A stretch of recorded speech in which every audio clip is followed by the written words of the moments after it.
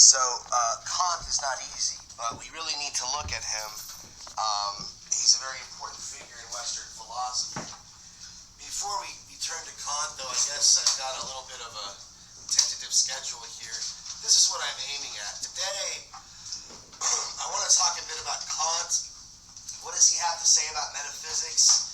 Hume seems to have demolished any hope of doing metaphysics, at least in the way that we were doing it in the past.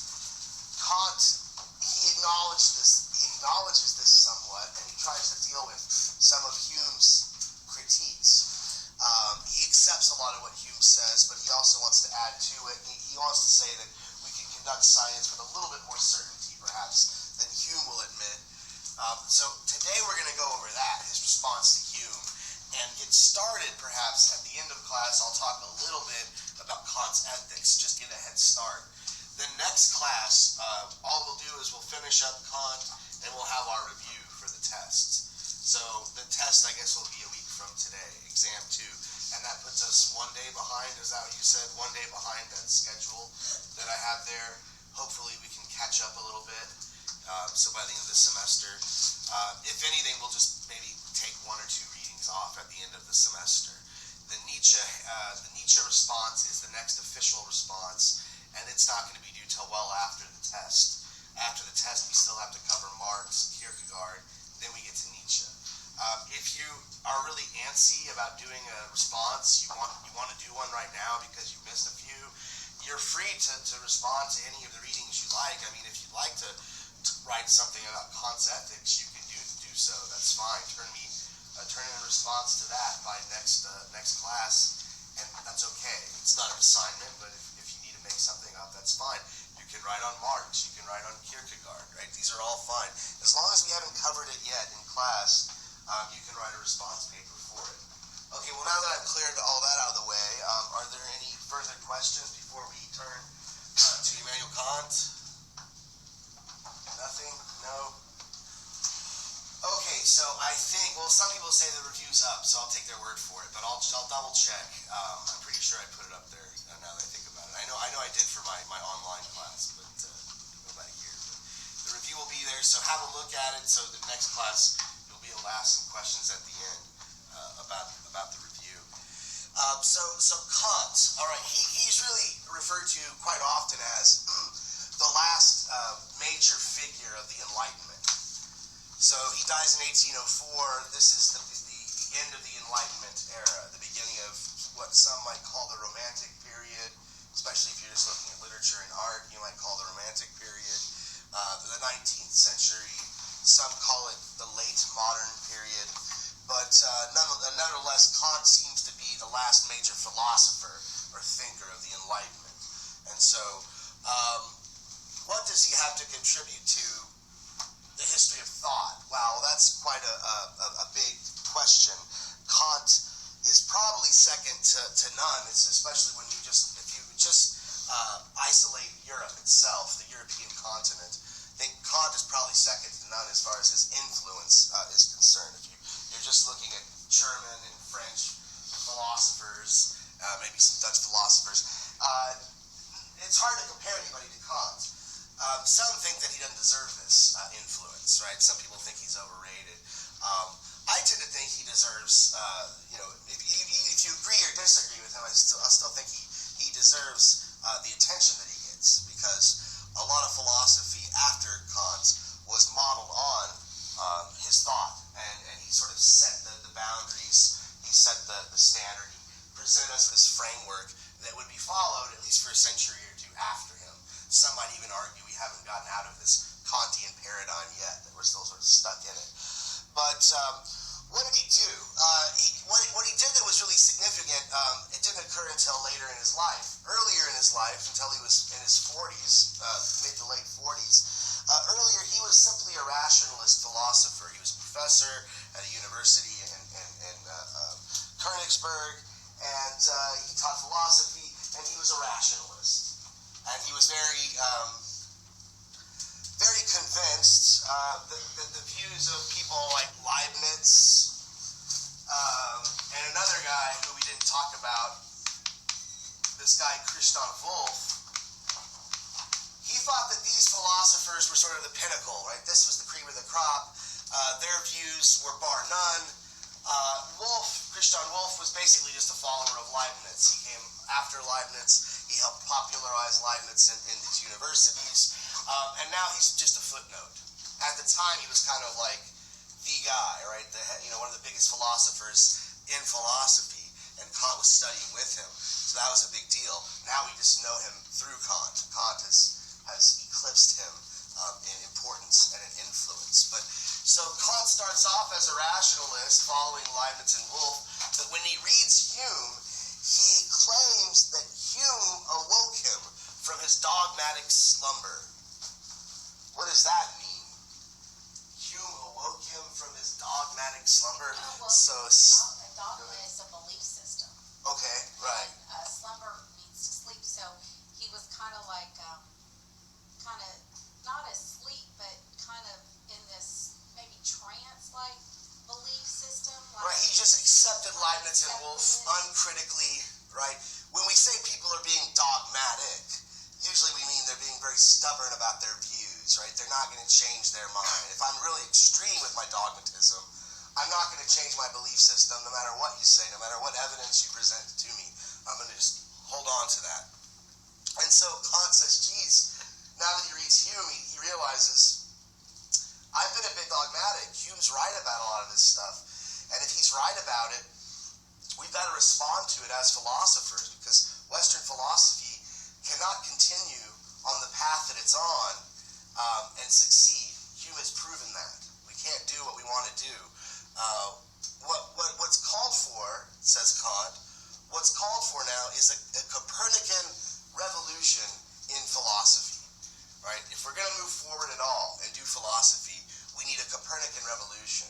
Well, who remembers what was Copernicus's revolutionary move? Who was Copernicus? How did he change the face of science, the natural sciences?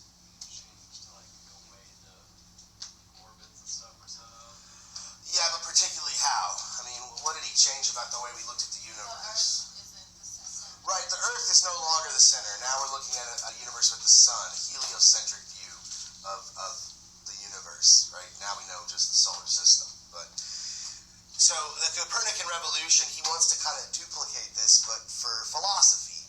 Well, what would that mean? What would that mean? What would a Copernican revolution in philosophy look like?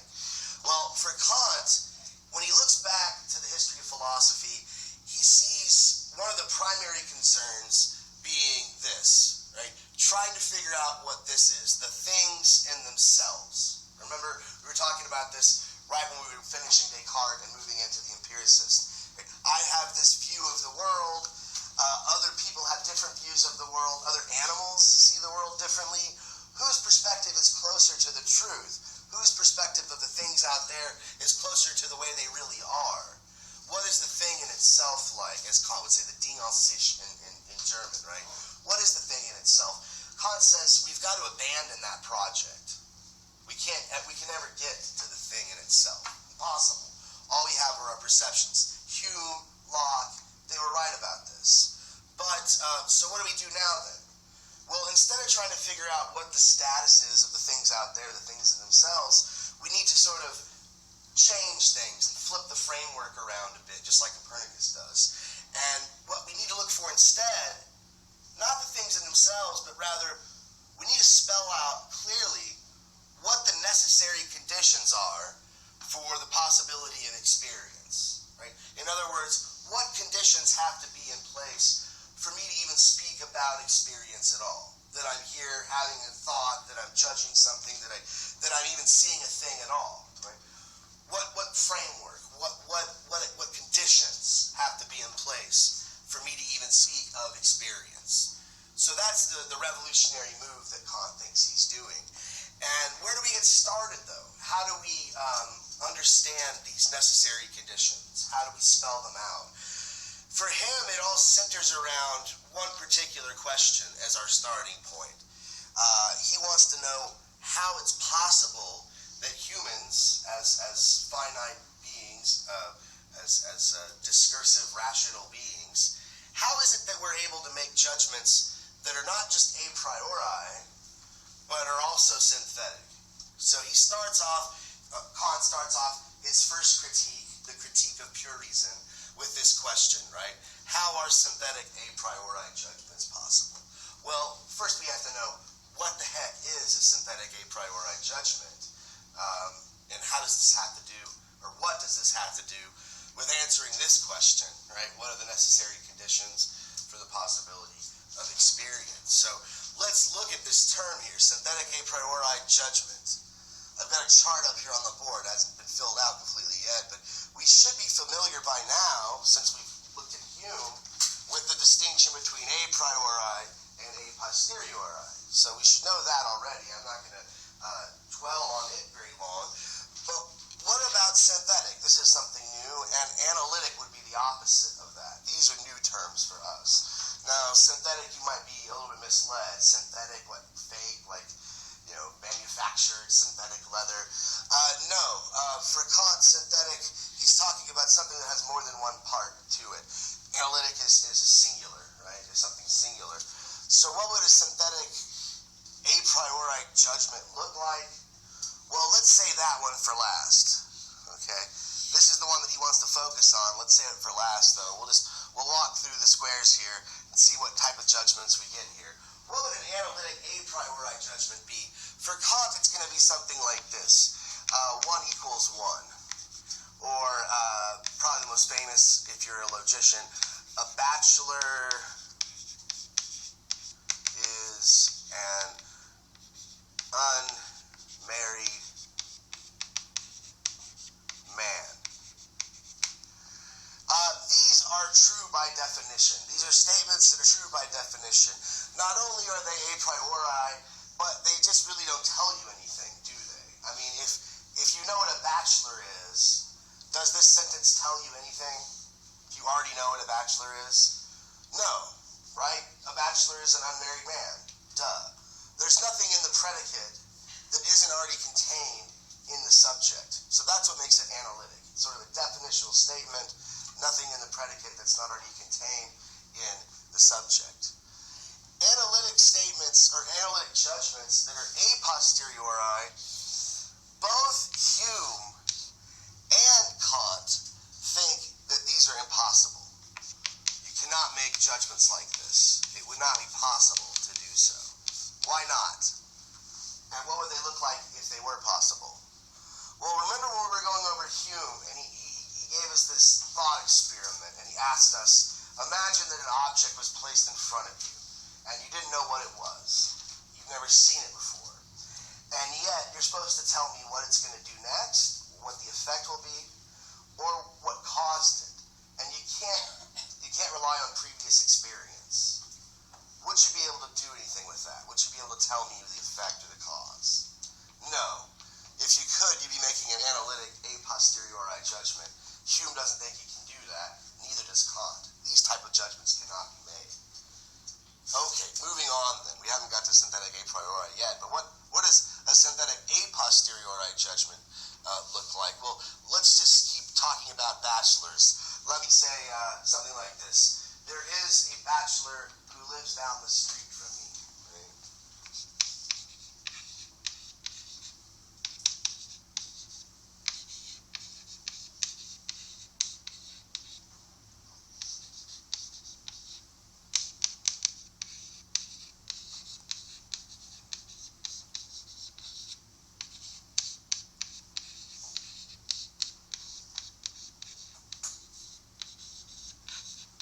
Okay, there is a bachelor who lives down the street from me. This is a synthetic judgment, right? If the subject is bachelor, is there anything about the concept or the idea of bachelor that suggests living down the street from me? No. So this adds something. It's synthetic. It's not analytic. It's not a definitional statement, right? You don't look in the dictionary at the word bachelor and it says an unmarried man who lives down the street from Travis, right? That's not a part of the definition. So it adds something to this concept of bachelor. It tells you something about a particular bachelor. That makes it synthetic. But it's a posteriori. Why? Well, how do I know if it's true or not? Based on your own experience. Right, I have to look down the street, right? I have to, oh wait, there's a guy down the street, he's a bachelor, okay, so I know that this is true. Okay. So that would be a synthetic a posteriori judgment. Okay, now we get to the important square, right? What is a synthetic a priori judgment? These are the ones that Kant thinks are so significant. Well, how can we make these? We do, but how? And I have to show how. And if I can, maybe Hume was not 100% correct, and we can do a little bit of philosophy. We can be a little certain about things. But what is a synthetic a priori judgment? The most famous one, the first one that he mentions, that Kant mentions, is 5 plus 7 equals 12. Now, Hume might say that this is a priori, but it's not synthetic. Hume's going to say this is just an analytic statement. It's true by definition. If you know what 12 means, then you know that 5 plus 7 equals 12, right? But Kant says, not exactly, right? This is actually not just a priori, but it is also synthetic. It's not just a true by definition statement. If all you knew, imagine that all you knew was the unit 12. You didn't know any of the other units, and you didn't know anything about addition or anything about equality. Would you be able to know that 5 plus 7 equals 12 just by knowing 12 itself? Kant says no. So this is not an analytic statement. There are several components here. There are several things that are involved in understanding this type of a judgment. So it's synthetic and it's a priori. What are some other examples, though, of synthetic a priori? It's not just mathematical statements. Kant thinks that Newton's laws are synthetic a priori. That's one thing. I think Kant was very impressed by the new science. He was very impressed by Newtonian physics. He thought it was very promising. And I think maybe this is a bit of misreading of Hume, but I think that Kant thought Hume's philosophy had somehow diminished Newton's physics, right? But what are Newton's laws? Anybody know some of Newton's laws? Yeah, an object in motion stays in motion unless it's acted upon by an outside force. Object at rest stays at rest unless it's acted upon by an outside force. Other ones? For every reaction. Yeah, for every action, there's an equal and opposite reaction, right? These sort of laws, Kant thought, were synthetic a priori, right? They were always true a priori. It's always the case that for every action, there's an equal opposite reaction. Always true, universal, a priori true. You know about it before you even do anything. And they're also synthetic because they're not definitional statements. I'm not defining matter when I tell you that for every action there's an equal and opposite reaction. I'm not defining matter. I'm telling you what matter does. I'm telling you something about what matter does. So Kant thinks that these type of statements, Newtonian physics, Newton's laws, these are synthetic and a priori. And I don't think we're going to get to this today. We might get a glimpse of it. But Kant also thinks that the ethical law, his moral law, is a synthetic a priori type of judgment. And I don't know if we'll get to the moral law today. Probably not. But we'll certainly talk about it next time. So we're able to make these type of judgments, and Kant wants to know how. How is it possible that synthetic a priori judgments are made by us, rational beings? Synthetic a priori truths are kind of like a bunch of analytic truths patched up into a super truth.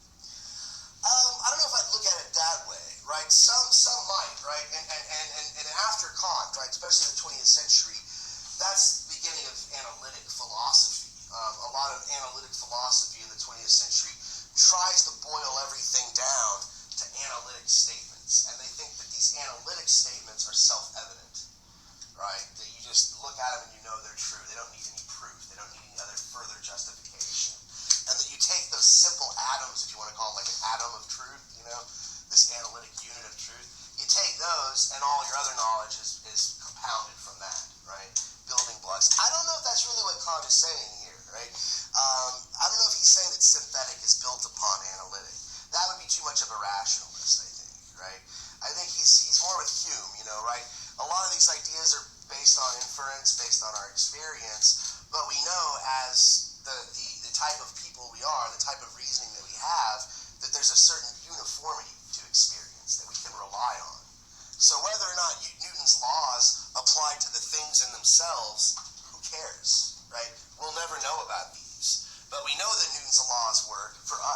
rational beings, right? We test them, the way we see things work out this way.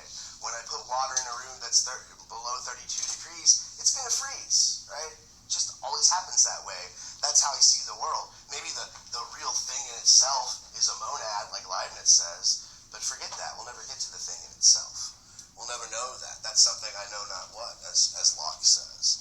So, good question. I guess it depends on how you read Kant. Maybe you could be saying this because it's not that he's attacking the rationalists and leaving the empiricists alone. I think he's got a criticism for both. He tries to synthesize the two views. And once we walk through all of this, I'll try to sum it up, right? What exactly is his response to the whole empiricist and rationalist debate, right? How would he, react to the whole, Descartes versus Hume sort of argument, right? But back to just judgments in general, right? So we're going to focus on these synthetic a priori judgments, but really all judgments, Kant thinks, the condition for all judgments is, well, there's a lot of conditions, there's a lot of necessary conditions, but one of them is the transcendental aesthetic. This is what he calls the transcendental aesthetic. What does this mean, though? I mean, what do these words mean by themselves? Do either of those words look familiar to you? Transcendental or aesthetic? What is anybody? If something's transcendental, what does that mean? Or if something is aesthetic, you might hear people use the phrase aesthetically pleasing. Transcend, you like surpass, or you go over it, or something like that. Aesthetic, the way that things are presented. Okay, so for Kant, the transcendental aesthetic, the way that things are presented always, like it transcends all of our appearances, all experience. All experience, basically, for him, takes place in the form of the transcendental aesthetic under the conditions of space and time. These two elements, space and time, for Kant, these make up the transcendental aesthetic. Any experience that we ever have is always somewhere in space and at some point in time. All the judgments that we make are somewhere in space and time. Has anybody ever had an experience that was not in space or time? And if you have, I want to know what you were on. Where can I get some? No. So I think he's on to something here, right? Transcendental aesthetic, the way that things are presented to us, always presented in the forms of space and time. So everything is always conditioned by these two elements, right? Everything's always a part of space, somewhere located, somewhere in space, and taking place at some point in time. Now, he moves on. He's sort of indirectly trying to stab at this question. He moves on to give us his table of judgments. And Kant, I guess, should not be given credit completely for this chart. He owes a lot of these different types of judgments, these categories, to his predecessors, people like Aristotle and Leibniz and even Plato, who really enumerated all these different subjects or categories. They would call them different things, concepts, categories, whatever. But for Kant, this list here, this chart, the table of judgments, is a complete list. It's an exhaustive list of all the different types of judgments that we make. Right? There are certain characteristics that our judgments have, and he thinks he's enumerated all of them. Right? Judgments always have a certain quantity to them, or a quality, a relation, or a modality. And so these are all the different types of quantities, qualities, relations, and modalities. Now, when we move on to the table of categories, we'll see what he's doing with the table of categories. He thinks, and some have argued that he can't really do this, he thinks he can deduce the table of categories from the table of judgments. How does he do this? What he's saying here is, if I make these types of judgments, I have to have an understanding of a certain category to make them. And so there's supposed to be this one-to-one correlation between the table of categories and the table of judgments. But before we get to that whole deduction, and we deduct the table of categories from this, let's have a walk through the table of judgments, and let's see, what is he talking about here? When he says that some judgments express quantity, and that there are different types of quantities, like a universal, a particular, a singular, what does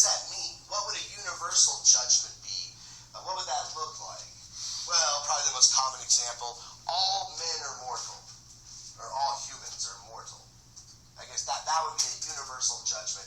It applies to all humans, right? Universally. All humans, right? And even the ones that are dead already, right? And the ones that aren't born yet, does it still apply to them? Right, it's a universal judgment, right? Particular judgments.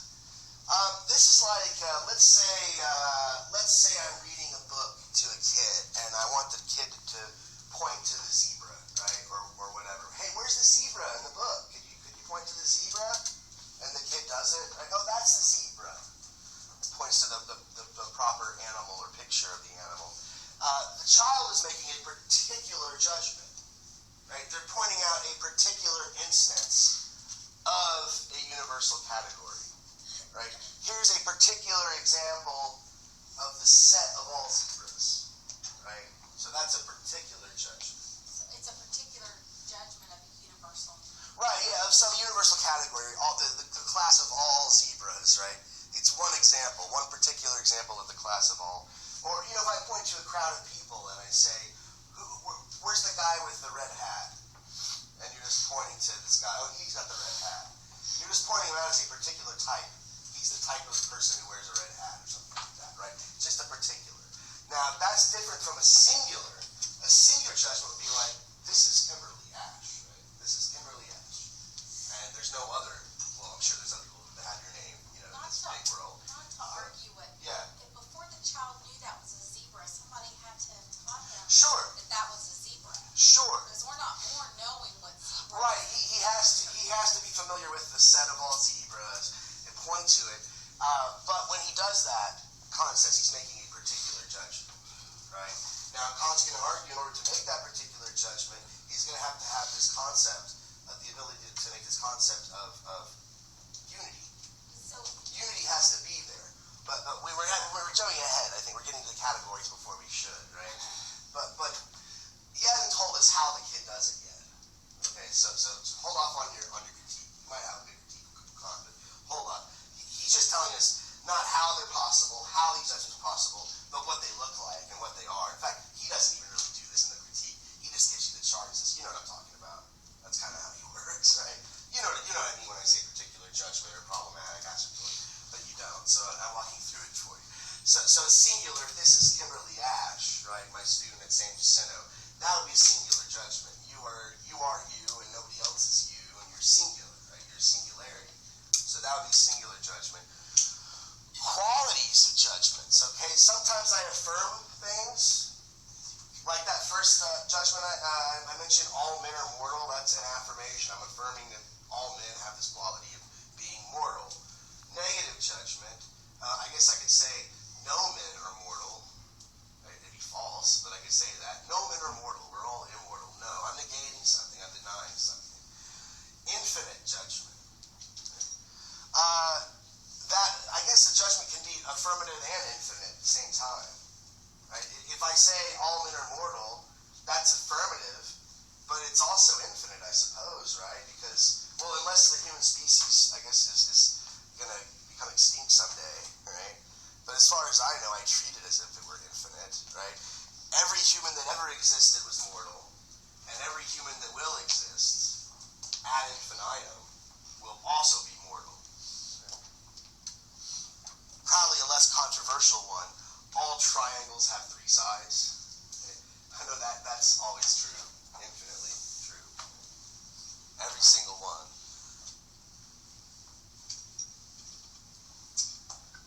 Categorical, so now we get to relations, right? Categorical judgment. True in every case, right?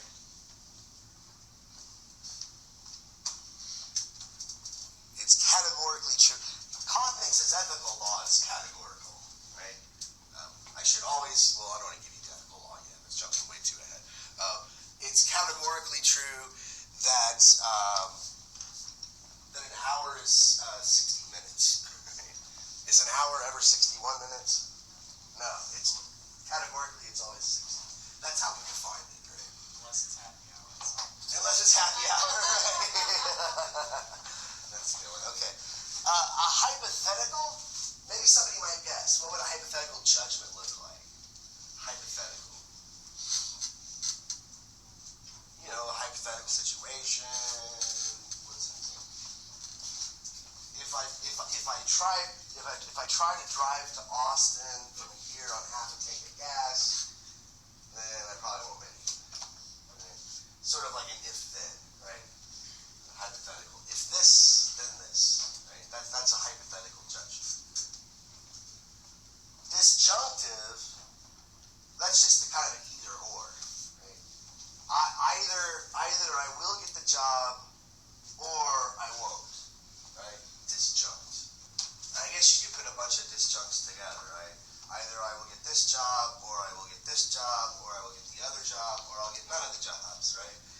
String them all along, and that would still be a disjunctive judgment. Now, judgments also have modalities to them, right? Some are problematic, right?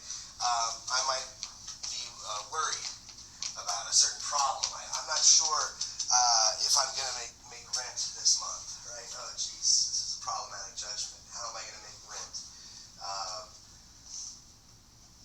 I know that I'll do it somehow. I always do, but I'm not really sure. Assertoric, maybe I've looked at my bank account and I'm really happy at what I see. And so this is much more strong. I'm going to be very assertive. I know I'll be able to pay my bills. Look how much money I have in my bank account. I'm going to be fine.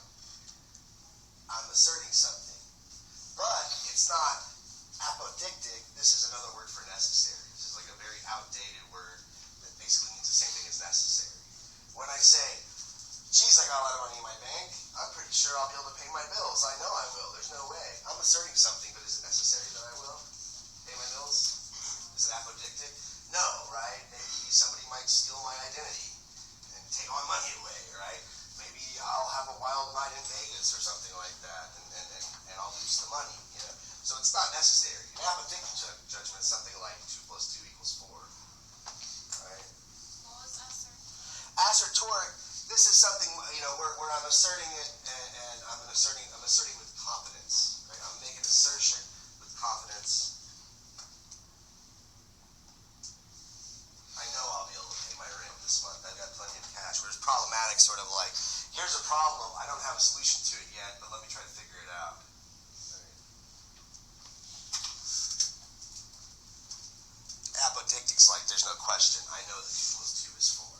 There's no possibility, you know, that it isn't. Right? I'm pretty certain about this.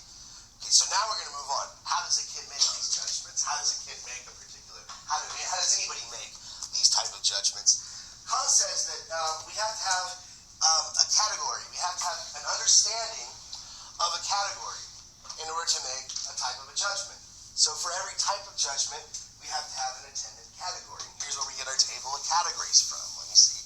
Maybe I can do this from the top of my head. Usually have to cheat for a couple of these. By the way, I don't have these memorized, and I don't expect you to have these memorized either. So don't worry about, oh my God, look at all this stuff. This is too much. You're not going to have to remember all of this. I'm just trying to show you what he's doing with these charts. Table of categories, though. Let's walk through it. And I'm not going to walk through the whole thing. We're just going to use a few examples to see what he's doing here. And if he's right, maybe. We think he's right. Table of categories. So like I said, there's this one-to-one parallel between the two tables. So we still have the 4 sub-headings: quantity,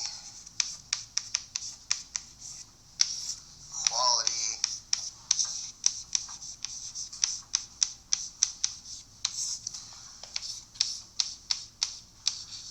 relation, and then of course modality.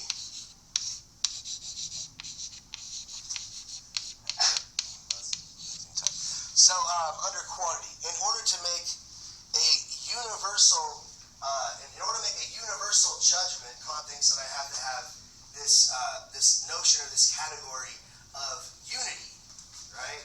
Why do I have to have this category of unity in order to make a universal judgment? And I have to have a notion of that, what is it, plurality?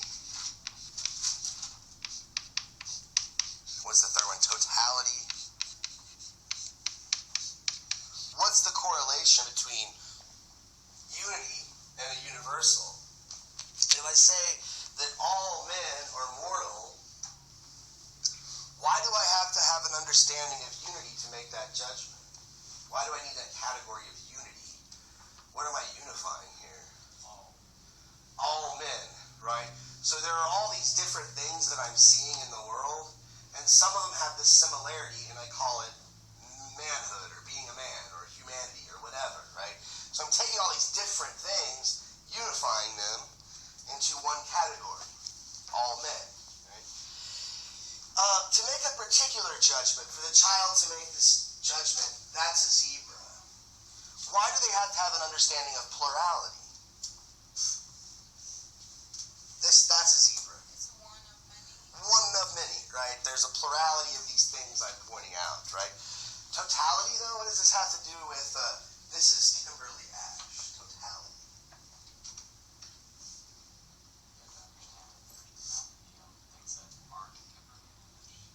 She is Kimberly Ash, totally, right? And nothing else besides her is Kimberly Ash, right? So she is a totality, right? Or at least we're treating her as one when we call her a singularity, right? She's the only Kimberly Ash, right? So that's it, total, right? Don't need to add anything or subtract anything or whatever. That's Kimberly, right? So that understanding of totality helps us make that type of a judgment, right? And Kant, we can be wrong. Kant's not saying that our judgments are good or perfect. We make bad judgments, but when we make judgments, we have to use these categories to do it. Okay, so let's look at the next subsection here, quality. We've got affirmative. To make an affirmative judgment, I have to have a notion of of reality. And in order to make a negative judgment, I have to have the notion of negation. That's pretty straightforward.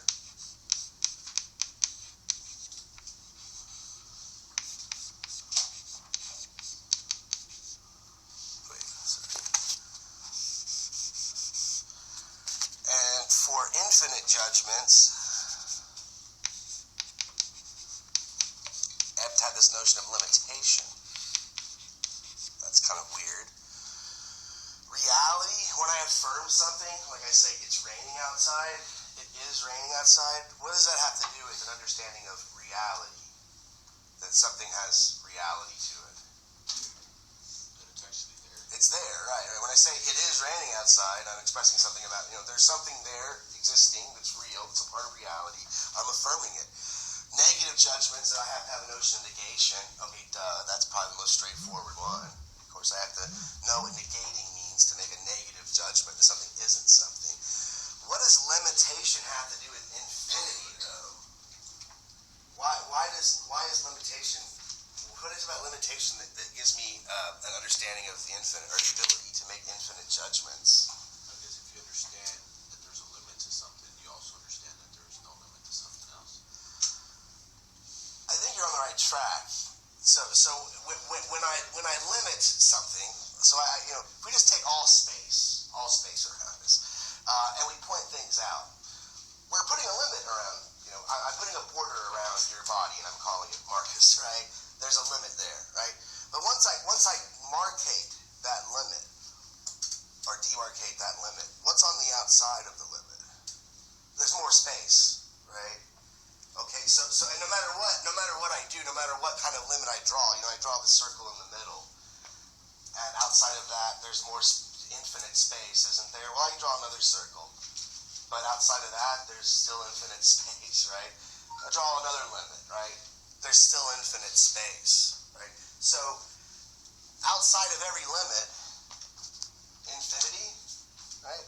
This is my reading of Kant, okay? He's not very clear about it, how these relate to one another, but this is what I'm thinking, right? That you put a limit on anything, what's outside of that limit? When I draw a circle on the chalkboard, what's outside of that circle? Everything else. Where does everything else stop? Where's the end of everything? Is there an end to the universe? Physicists, they say the universe is expanding into what? More infinite space. Into more, but what's on the outside of the space? More infinite space. You're right. See, this is what Kant's going to think, right? You know, we might not perceive it, but we in our conceptual apparatus, we can't help but see this, that there's infinite space around us, right? Now, I think that's enough. I'm just going to go ahead and fill in the gaps here.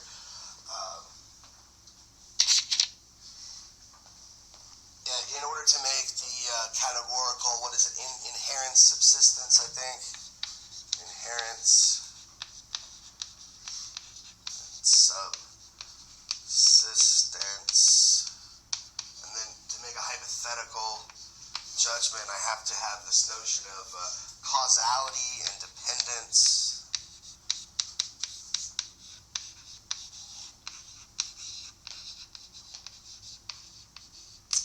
What is it? For disjunctive, I have to have a community.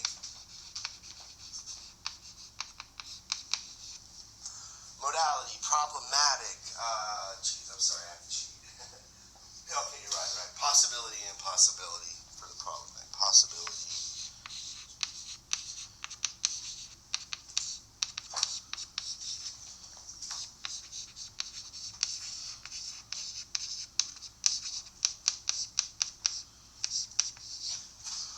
Existence, non-existence.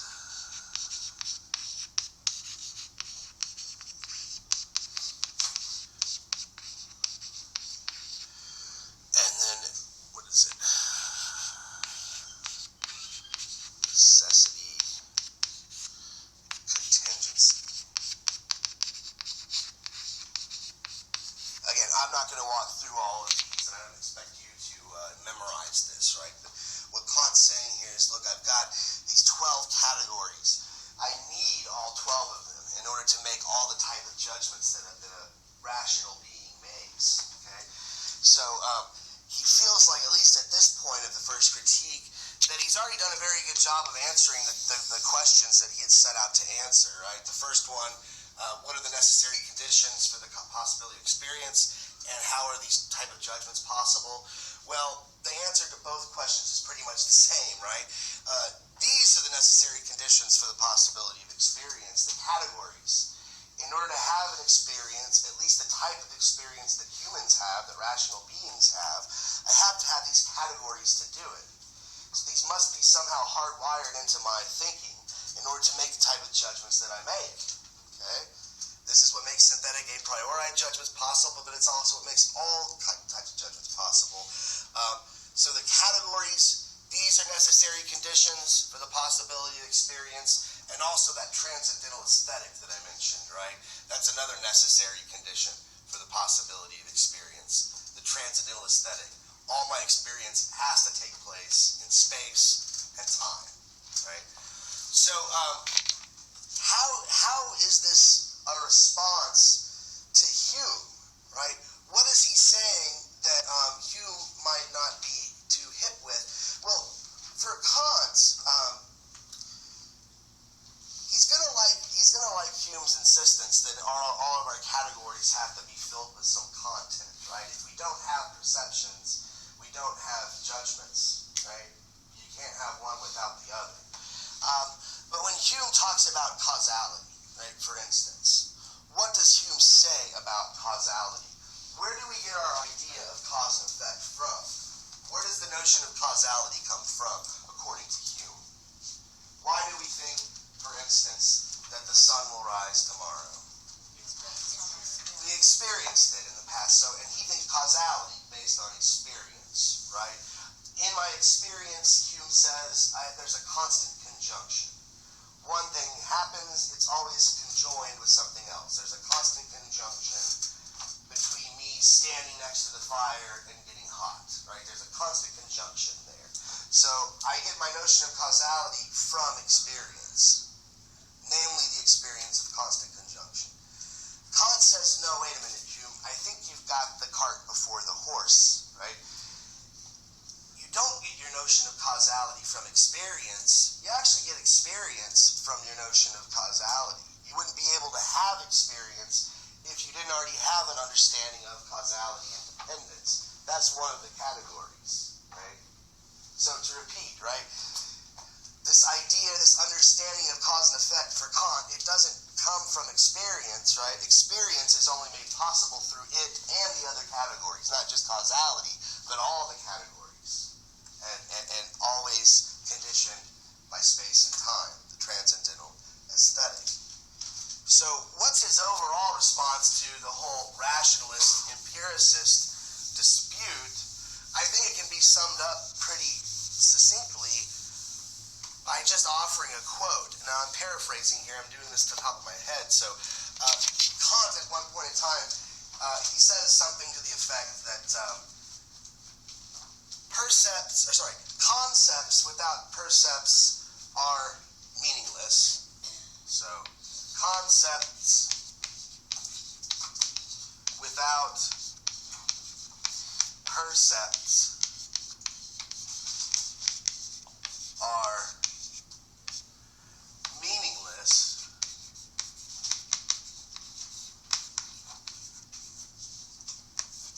but percepts without concepts are blind. Now, I wish I knew the German, because this word meaningless sometimes gets translated as empty. So I wish I had the German, because I really determine what the more accurate translation would be. But I guess meaningless, empty, kind of have a similar connotation to them. But so in this very short phrase, or I guess this compound sentence, right, Kant is summing up his view as far as, is he a rationalist? Is he an empiricist? Well, he's neither. He thinks they're both a little bit off, right? Why? Well, because concepts without percepts are meaningless, meaning concepts, categories, these abstract ideas, they're nothing without perceptions. They're meaningless, right? So when you have somebody like Leibniz talking about non-representational thought, right? Thinking of stuff that's so abstract that you can't picture it in your head, right? Don't think of a particular triangle. Think of triangularity in general. For Hume and Kant, that's meaningless. You have to fill it up with some content, right? So concepts without perceptions, without perceptual content, they're empty, they're meaningless. On the other hand, perceptions without concepts are blind. If all you have are perceptions without the categories or some conceptual apparatus to organize your perceptions, this is all blindness, right? This would be no form of experience that we're aware of. It'd be random and meaningless, just as meaningless as empty concepts, right? So I guess he's trying to tread this middle ground, right? You have to have perceptions, but you also have to have some conceptual apparatus to organize those perceptions. And Kant thinks he's spelled it out here with his table of categories and his transcendental aesthetic. Okay? So that's what he's doing primarily in the first half of the first critique. There's also something else he's working on here, right? The first part, he's looking at those necessary conditions for experience, things that have to be in place for us to talk of experience. But also he wants to get at the limits of human reason, right? That's why it's a critique of pure reason. What can reason do? What can't it do? And it seems like he pretty much agrees with Hume when it comes to the limits of reason. Although Kant professed to be a very faithful religious man, he was like Hume. He thought that natural religion was not good philosophy. And so I'm going to read you actually the very first sentence from his critique, from the preface of the first edition, where he says something, he tells us something about human reason, something very peculiar about it, almost tragic, really. But what does he say? He says that human reason has this peculiar fate, that in one species of its knowledge, it is burdened by questions which, as prescribed by the very nature of reason itself, it is not able to ignore, but which, as transcending all of its powers, it is also not able to answer. So there's questions that we can't help but ask, but given the very nature of our ability to reason, we could never answer these questions. And so, at the end of the first critique, Kant pushes reason as far as it will go, and he tells us that if we push reason as far as it will go, it inevitably leads us to these transcendental ideas. Okay? What are the transcendental ideas that reason leads us to? Well, let's just go over 3 of them really quick, and then I want to get started at least a little bit on the ethics. Transcendental ideas. One of them is God. The other is immortality.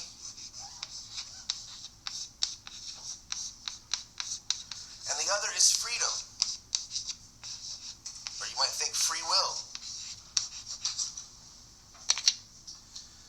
Kant says that, look, when we push reason to its utmost ability, when we push it as far as it'll go, inevitably we arrive at this idea of an all-powerful, all-knowing, all-wise being, i.e. God. We always come up with this idea of immortality, right? Continued existence into eternity, and freedom as well, that we are the absolute authors of our actions.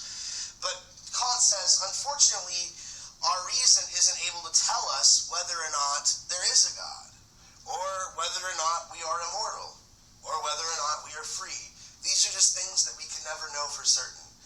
At the end of the first critique, there's some pretty confusing parts. Well, there's confusing parts throughout the whole thing, but I'm sure that the typesetter was pretty ticked off when they first saw this. Kant provides us with what he calls antinomies. Perhaps I should put that word on the board because it will come up again. Kant claims that for each of these transcendental ideas, there is an antinomy for it. Well, what is an antinomy? It's a pair of arguments, and they're both supposed to be very good arguments. The problem is they have the opposite conclusion. So he says that there's an antinomy for God, and the way that he does it with the typesetter, you've got one argument on this column, there has to be a God or something, or the universe must have been created by God. You read this whole argument, and then you flip the page back a few pages, and you read the other argument in the next column, right? There can't be a God in the universe, something like that. So what Kant says is, look, reason tells us there could be or there couldn't be, so we can't tell, right? We can't make heads or tails of these ideas, when we really think about it. But why would reason have this as the result of it? We've got to be able to use these for something. They're not just leftover scraps. So at the end of the critique, he starts distinguishing between 2 types of reason. Theoretical reason, on the one hand, this is the reason that he's been using so far. Theoretical reason, when I use reason to critique itself, right? I use reason to critique reason. Sort of self-reflective type of reason. Kant says from the standpoint of theoretical reason, I can't know any of this. I can't know whether God exists, whether I'm immortal, or whether I'm free, from the standpoint of theoretical reason. But we don't just have theoretical reason.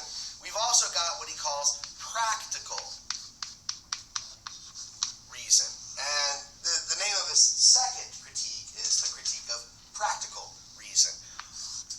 So again, from the standpoint of theoretical reason, I can't know any of the answers to these questions, whether there's a God, whether I'm immortal, whether I'm free. But from the standpoint of practical reason that I use to guide my will, as he defines it, I have to assume these, right? Why? Why do I have to assume freedom, for instance, if I want to make an ethical judgment? Kant says I do. If I want to make an ethical judgment, if I want to say something like, you shouldn't have done that, that was wrong, why do I have to assume freedom? How? You should versus... Because you have a choice over your actions? Right. Kant says that ought implies can, right? If I say you ought to do something, it implies that at least I think you can, that you have the ability to choose otherwise, right? So he says, I can't prove freedom, I can't prove that we're free. Perhaps determinism is correct. Perhaps we're all pre-programmed or whatever. We're just reacting to things. But when I make ethical judgments, I have to assume freedom, right? He also thinks that when I do science, I have to deny it. I have to assume determinism, right? Because what is science looking for? Causes. So, it's a self-causing cause. That's not a good scientific answer. We've got to do away with freedom. God, he says, happens to be assumed for science. I think most scientists today would say no, but this is before evolution, right? So he's thinking God, there has to be a God if we're doing science, because we're thinking of the universe as an ordered universe with laws, and so there must have been an author to those laws. And says similar things about immortality, right? So these are things we can't really know ever, one way or the other, but we have to assume them in our practical endeavors when we're doing science, when we're doing ethics and things like that, right? So let's go ahead and let's move on then. Now that we're talking about already ethics, let's just say a few things about Kant's ethics, and then perhaps I'll let you guys go a little early. What time is it? 9:28. Okay, so not too early, but early nonetheless. So good. I think we'll have plenty of time next class to finish Kant's ethics and do a review. So good. We're all on track for this schedule, right? To do the test on the 18th. So when it comes to Kant's ethics, I guess really the only philosopher that we've looked at so far in depth when it comes to ethics would be Aristotle. So really Aristotle's ethics, this is the only ethical system that we've looked at in any detail, in any depth. So I guess that'd be a good point of comparison. How does Kant differ from Aristotle? Right? Remember, Aristotle's ethics was teleological. Put that word back up here. Teleological. And so he was focused on a moral telos, or telos. Anybody remember what that word means from the Greek? Telos. A purpose, an aim, an end, right? So I'm worried about moral aims, moral ends. And what is the moral aim for Aristotle? What are we all striving for? Happiness. Well, that's the good for man, is happiness, right? So it's more teleological. Kant, his ethics is often referred to as deontological. Deontological. Kant seems to focus more on ethical principles or duties, right? The word deontological comes from duty, from the Greek for duty. So what is my duty? It's also, I would say, much more agent-centered. Right? Whereas, for Aristotle, the focus really is on outcomes, right? What is going to happen if I do this thing, right? Is it going to get me closer to my goal of happiness, achieving eudaimonia, or is it going to get me further away, right? I'm looking at outcomes. Kant says we shouldn't do that. When we're trying to make an ethical judgment, we shouldn't have to rely on the outcomes. One thing about the outcomes, and one thing about teleological ethical theories in general, Kant says they're too a posteriori. If I'm an Aristotelian and I'm trying to reach that goal of happiness, and I've got a decision to make, do I do action A or do I do action B? Do I ever know for certain, with any a priori certainty, that my action, A or B, will get me closer to the goal of happiness? Not until I do it, right? I do it and then I hope for the best. That's too a posteriori for Kant. Kant wants his ethics to be a priori. He wants to know what I should do regardless of the outcome. It shouldn't matter what the result is. What should matter really is, for him, the intentions of the agent. So this is why he focuses more on the agent themselves. Why are they doing what they're doing? This is going to determine whether they're ethical or not. Nothing to do with outcomes. So how does he start his ethics? How does he ground his ethics? The name of his famous work is The Groundwork for the Metaphysics of Morals. Well, how does he lay down this groundwork? He starts by asking this question: what is the one thing that's good without qualification?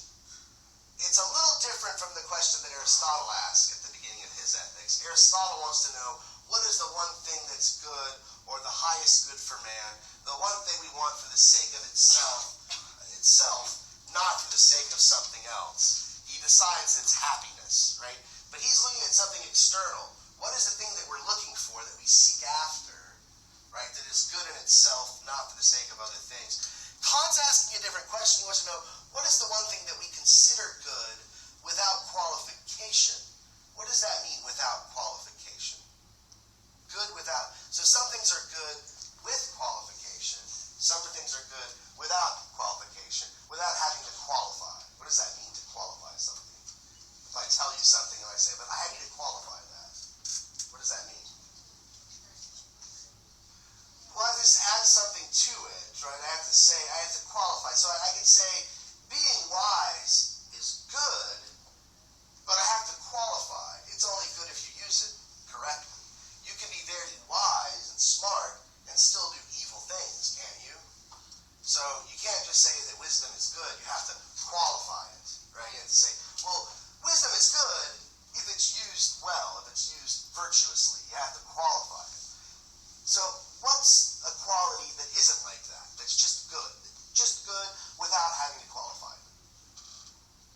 You know, you can be brave, but that needs qualification. I can be brave, and I'm really brave, so I do all these daring things to kill innocent people or whatever. Who knows? You know, that's potentially good, but potentially bad bravery. Right? It needs qualification. Anything that doesn't need qualification. Kant says there's only one thing in this world that is good without qualification, and it's what he calls the goodwill. I love that. Yeah, the goodwill, right? You get some great used clothing, right? No. What is he talking about, right? When he mentions a goodwill, what do you think this has to do? What is he trying to describe here? The goodwill. Somebody who has a goodwill. What would that mean? Not, like There's no bad in goodwill. right. You have no bad intentions, right? You're doing it for the right reasons or something like this. Okay, so Kant says, look, you could have all these other great things, wit, intelligence, bravery, but if you don't have a goodwill, you're not a good person. You're not an ethical person, right? It's like, I think I talked about this movie already, Match Point. Have you ever seen Match Point? Woody Allen film, right? So remember in the movie, right? I think it's Ewan McGregor who plays the lead role, and he's a tennis instructor, right? And he seduces one of his students, who's very rich, who's very wealthy. He starts dating her. He realizes, wow, she's got some money, so maybe I should latch on to this. And he woos his way into the family, right? I think their real estate is where all their money comes from. But he's very cultured. He knows a lot about opera. He's always carrying around a book of Dostoevsky. He's reading Russian literature. He meets his father-in-law, or his future father-in-law, and the guy loves him. Oh, he's such a nice young man. And, he's working class, but he's very smart and educated. I like this guy, Brings him into the family. He marries the woman. And then he meets Scarlett Johansson, right? He meets her at some party, right? They're having like a soiree. And he's like, hey, who are you? This American girl, what are you doing in England rubbing elbows with the British upper class, She says, well, I'm going to get married to so-and-so. Well, so-and-so is his brother-in-law. So he's like, oh, wow, you're my brother-in-law's fiance? Cool, I'll see more of you, I'm sure. So he does see more of her. In fact, one day they're at the mansion together by themselves, and they sort of roll around in the hay, or whatever you want to call it, right? They have a little tryst, okay? So they have sex, right? She gets dumped. Scarlett Johansson gets dumped eventually, right? The guy, the brother-in-law leaves her. And Ewan McGregor continues to see her on the side, right? So she's now his mistress, okay? And nobody knows what's going on. He's lying to both sides, right? He's trying to get his wife pregnant, and they keep failing at it, right? They're like, why can't she get pregnant? They keep trying. They want a kid. The father-in-law wants a grandkid, darn it, I gave you a job in real estate, and you're doing good for the family. Aren't you going to give me a son or a grandson or whatever? And all the while, he's telling Scarlett Johansson that I'm not happy, I'm going to get a divorce, and we'll get together, and I love you, and you're the one I really care about, etc., etc. And then, eventually, Scarlett Johansson gets pregnant. Her character gets pregnant, and she finally gives him an ultimatum, and she says, look, man, if you don't go tell them what's up, you don't get this divorce like you said you're going to, I'll go talk to them. I'll go show them this pregnancy, right? So what does Hume McGregor do? He Yeah, he kills her, right? And he kills her neighbor too. Remember the old lady across, right? She's like, "What are you doing over there, sonny?" Blasts her, right? And he's very clumsy about it too. I think that's one of the comical aspects of the film is you keep thinking he's gonna get caught because he's so bad. He like just leaves evidence everywhere, right?